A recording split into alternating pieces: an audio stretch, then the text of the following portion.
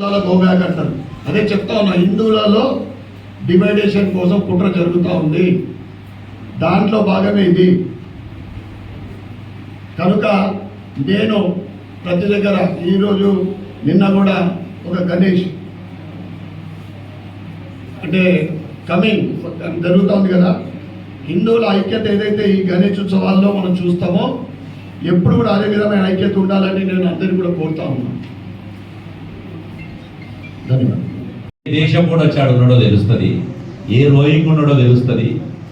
ఈ ప్రాంతం మీద ఈ గడ్డ మీద ఒకటి ఇలా తెలంగాణ ఉద్యమం వచ్చింది. ఒక్క ఆందోళన మన దగ్గరికి వెళ్ళారు ఎక్కడికన్నా అంటే కేవలం రాజకీయ లబ్ధి కోసము లేకపోతే స్వార్థ రాజకీయాల కోసమే ఈ మార్వాడి గోబ్యాక్ అనే ఉద్యమం తప్ప ఇది ఎవరికి పనికిరాదు. దయచేసి నేను మార్వాడి గోబ్యాక్ అని ఇంకో గోబ్యాక్ అని నిజంగా కూడా అది జరిగితే ఈ దేశంలోకి వచ్చిన విదేశీయుల గోబ్యాక్ ఉద్యమం జరగాల్సిన అవసరం ఉంది.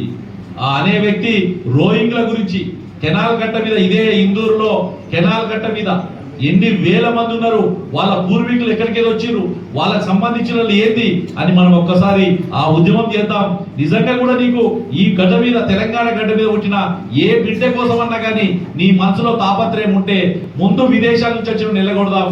అప్పుడు నిజంగా నువ్వు చేసిన పోరాటం చేస్తే దానికైనా ప్రతిబంధకత తప్ప. కానీ ఇలాంటి గోబ్యాక్ ను మనం కూడా ఎంటర్టైన్ చేసి ఇది చేయొద్దని విజ్ఞప్తి చేసుకుంటూ, ఎందుకంటే చాలా మంది నాకు కూడా ఫోన్లు చేయడం కానీ మిగతా చేయడం జరిగింది.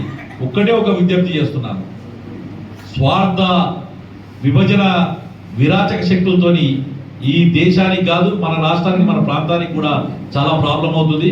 కాబట్టి మీ అందరికీ ఇలాంటి ఉద్యమాలలో వాళ్ళు ఎవరైనా చేసినా అతను పిచ్చోడి కింద వదిలేసుకుంటేనే మంచిదని చెప్పి తెలియజేస్తున్నాను.